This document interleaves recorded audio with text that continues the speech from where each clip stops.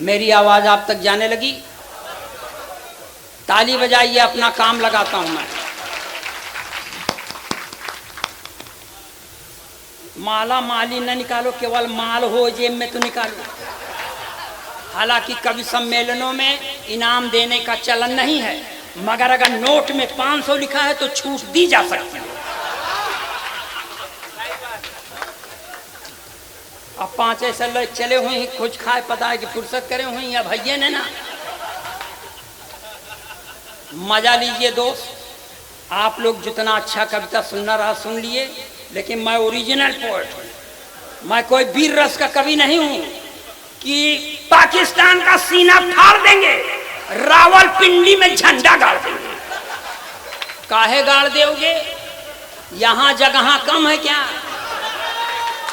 जो काम यहां करना चाहिए नहीं, सीधे वही रावलपिंडी झगड़े जड़। इसलिए वीर रस के कवियों की सार्थकता नहीं। अरे पढ़ते क्या हैं? मार चिल्ला पढ़ देते हैं, जैसे यहू चिल्लान, यहू चिल्लान, वहू चिल्लान, जेका नहीं जानी थी वहू चिल्लान, यहू चिल्लान। अब मान लीजिए हम गई गुजरी देह पर चिल्ला दें, आवाज उठ जाए, उठ तो जाए, मगर क्या पता वहां से लौटे न लौटे।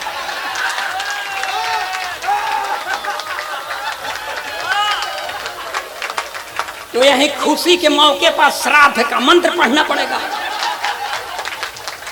इसलिए हम वीर रस की कविता नहीं पढ़ते, और पढ़ देते हैं आजादी को पटेल और सुभाष चाहिए। कहां से लाओगे? अब मान लो आ गए सुभाष चंद्र बोस, तो कहेंगे तुम मुझे खून दो, हम तो नहीं देंगे। क्यों दें? जो हम पाव डेढ़ पाव बचा हो वही चूस के बैठ जाएं तो घर वाले क्या करेंगे? और आपको बता दें भाई साहब, हम अन्नपूर्णा देवी की कसम खा कह रहा हूं, मेरे घर में भी एक औरत है, मगर मैं औरतों पर बहुत दूर से श्रद्धा रखता हूं, बहुत निष्ठा नहीं रखता। क्योंकि एक अदद बाबूजी, एक अदद मेरे पास पत्नी है, मांग में सिंदूर नहीं लगा। मैंने उससे कई बार कहा, देख भगवान ब्राह्मण के घर की बहू है, लगाया कर। बोलती है नहीं लगाती। मैंने पूछा क्यों, तो समझाती है मुझको, कहती है कि देखो ये सिंदूर वो चीज है जिस पर औरतें गर्व करती हैं। मैं किस पर गर्व करूं?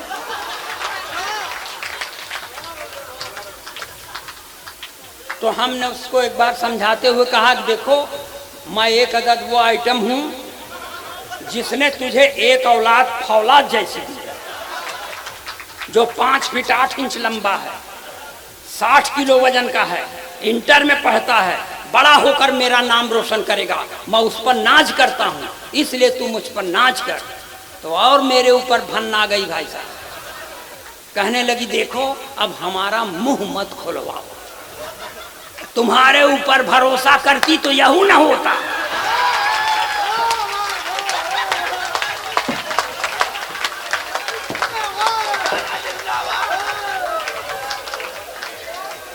ये कहीं फेसबुक पे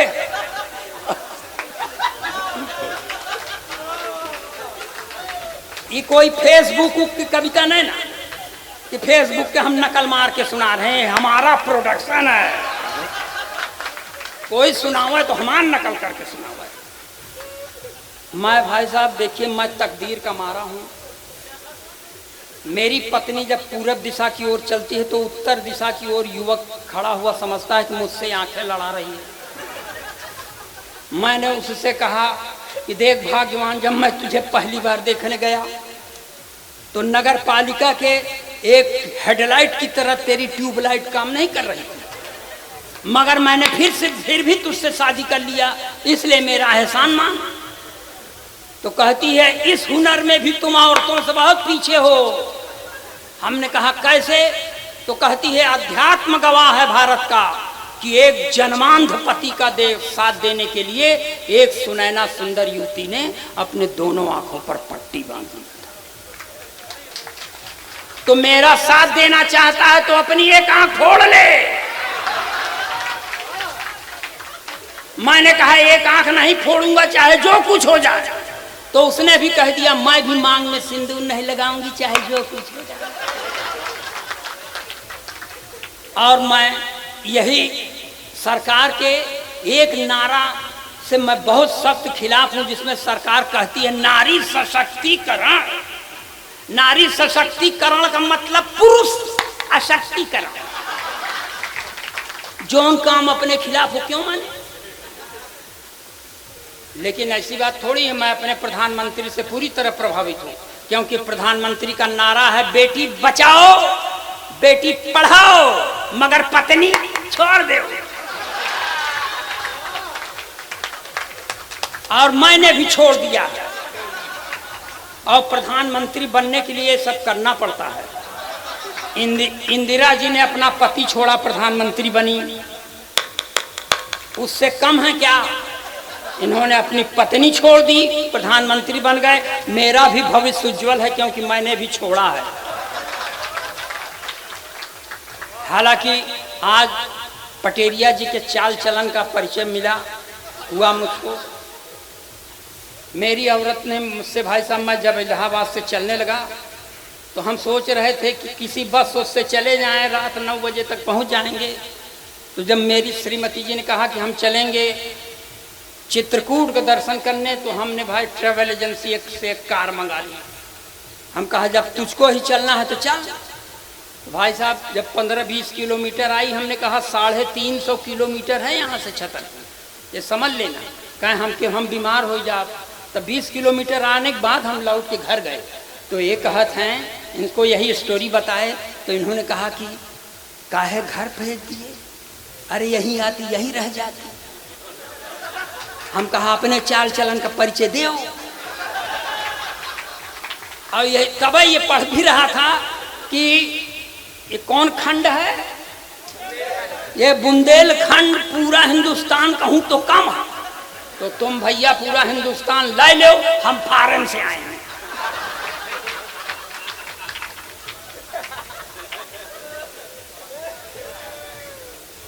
और आपको 4-6 लाइन और सुनिए। अब सुनाता हूं यहां से।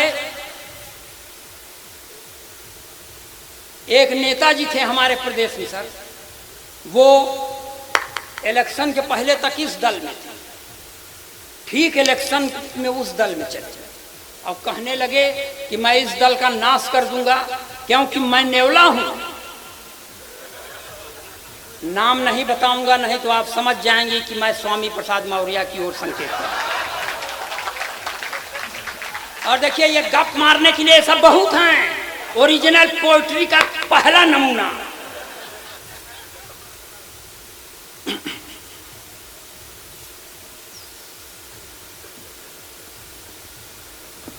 सारे तिलिस्म टूट गए ठाट बाट के। मजा लेना इसमें कि सारे तिलिस्म टूट गए ठाट बाट के। खूब माल कमाए थे चरण चाट चाट के।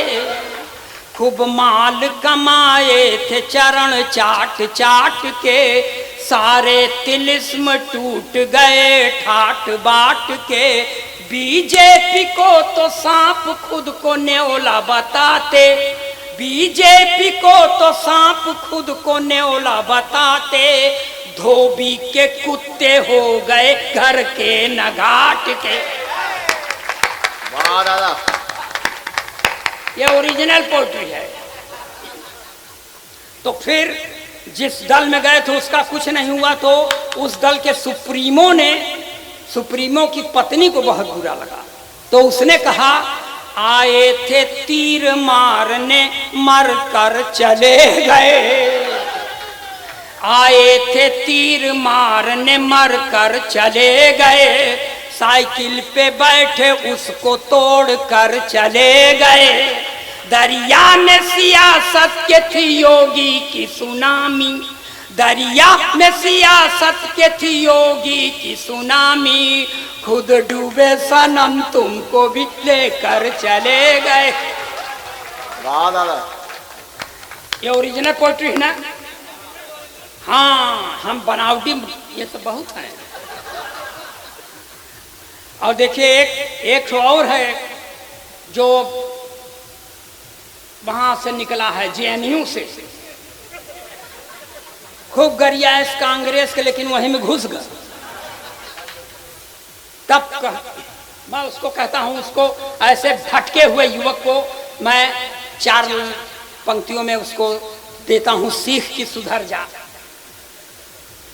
तहजीब खाक में क्यों मिलाने पे तुले हो, तहजीब खाक में क्यों मिलाने पे तुले हो, कैसा है देश कैसा बनाने पे तुले हो, कैसा है देश कैसा बनाने पे तुले हो, तहजीब खाक में क्यों मिलाने पे तुले हो। एक वो भी कन्हैया थे, एक तुम हो कन्हैया, एक वो भी कन्हैया थे, एक तुम हो कन्हैया, क्यों नाम कन्हैया का डुबाने पे तुले। और सर ये नया पुराना जो हमको समझ में आ रहा है, देखिए उम्र बहुत हो गई ना, नया पुराना जो समझ में आ रहा है वही सुना रहे हैं। ये देश है यहाँ समय समय पर अवतारों का अवतरण होता रहता है। सर एक अवतार का और अवतरण हुआ है बंबई की धरती पर, जो मुंह में खूब लपास्टिक लगाती है, लाल चुनरिया भी ओढ़ती है, हाथ में त्रिशूल लेके चलती है, मगर वो उस पराम्बा भगवती की तरह सिंह की सवारी नहीं करती, अपने भक्तों के गोदी में सवारी करती। जब ऐसी भगवती का अवतरण होता है तो एक बाबा जी के ऊपर बड़ा सकारात्मक प्रभाव पड़ता है। 4 लाइन यह भी बर्दाश्त करें कि लाल चुनरिया सर पर ओढ़े, ओठों पर भी लाली है, लाल चुनरिया सर पर ओढ़े, ओठों पर भी लाली है, हाथ लिए त्रिशूल स्वयं को कहती शेरा वाली हैं। तब जेल से बाहर जाने की जिद छोड़ दिया है बापू ने, जेल से बाहर जाने की जिद छोड़ दिया है बापू ने, जब से सुना है राधे माँ भी जेल में आने वाली। और पढ़ें कि रह दें? और पढ़ें, ताली बजाइए, एनर्जी मिलती है। एक और बाबा जी हैं डेरा सच्चा सौदा के गुरुमीत के समर्थक, ये बैठे हैं, इनको एक बार प्रणाम, और जो उसके खिलाफ में हूँ उनको 10 बार प्रणाम। और देखिए ये शास्त्रीय संगीत में हाथ से पढ़ने का प्रयास कर रहा हूँ मैं, देश का अकेला कवि जो ये करने में सक्षम है। मेरे पहले भाई साहब 1-2 ठो थे, भगवान को प्यारे हो गए, और मेरी तबीयत भी बहुत ठीक नहीं रहती।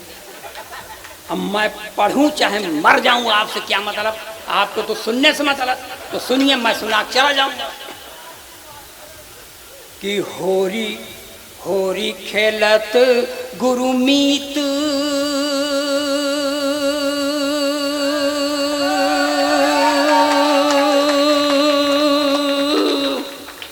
होरी खेलत गुरुमीत डेरा बिच, होरी खेलत गुरु में ताता थैया तिनक तिनक धिन, होरी खेलत गुरुमीत डेरा बिच, होरी खेलत गुरु में। तिरकिट धूम तिरकिट धूम तिरकिट धूम तिरकिट धूम धूम तना ना धूम, होरी खेलत गुरुमीत डेरा बिच, होरी खेलत गुरु में। देवदूत संग रास रचायो, मैसेंजर ऑफ गॉड, देवदूत संग रास रचायो, रंग लगायो हनी प्रीत डेरा बिच, होरी खेलत गुरुमीत डेरा बिच, होरी खेलत गुरु में।